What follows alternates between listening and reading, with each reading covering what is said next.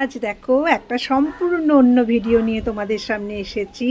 আজ রান্নাঘরে আমরা আমাদের মেয়েদের যারা রান্না করি, আমরা রান্নাঘরে আমাদের কি অবস্থা হয় দেখো। আমরা তো অন্য সময় মেকআপ করে মানে ফটো তুলি, এডিট করি, আর দেখো রান্নাঘরে ঘেমে নিয়ে কি অবস্থা। মানে আমরা কত কষ্ট করে রান্না করি, কিন্তু ভালোবেসেও রান্না করি আমরা।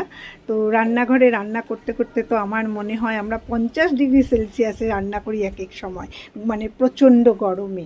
তো তাহলেও কিন্তু আমরা আমাদের ঘরের ভালোবেসে আমরা রান্না করি, এবং রান্নাগুলো যখন ভালো হয়, যদি বাড়ির মানুষরা খেয়ে বলে যে রান্নাটা খুব ভালো হয়েছে, তাহলে খুবই ভালো লাগে। দেখো ঘেমে কি অবস্থা, একদম এডিট ছাড়া, মেকআপ ছাড়া আজ এই ভিডিওটা তোমাদের প্রত্যেকের কাছে নিয়ে এলাম। আমার মতন যারা সবাই রান্না করো তাদের একই অবস্থা আমি জানি, কিন্তু রান্নাটা আমরা ভালোবেসেই করি, ভালোবেসে করি। আর এই দেখো আজ আমি রান্না করছি আলু পটল পনির দিয়ে একটা তরকারি, নিরামিষ তরকারি।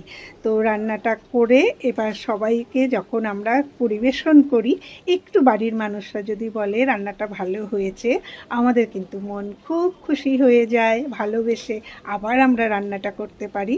তো আমার মতন এই রকম কে কে ভালোবেসে রান্না করো এবং ভালো লাগে তোমাদের রান্না করতে জানাবে। আর এই ভিডিওটা আজকে কেমন লাগলো অবশ্যই কিন্তু তোমরা জানাবে। আমি জানি আমার মতন প্রত্যেক বন্ধুরা কিন্তু এই রকম কষ্ট করেই রান্না করো। আজকের এই ভিডিওটা তোমাদের কেমন লাগলো অবশ্যই জানাবে। আর ভালোবাসা রইল সবার জন্য। টাটা।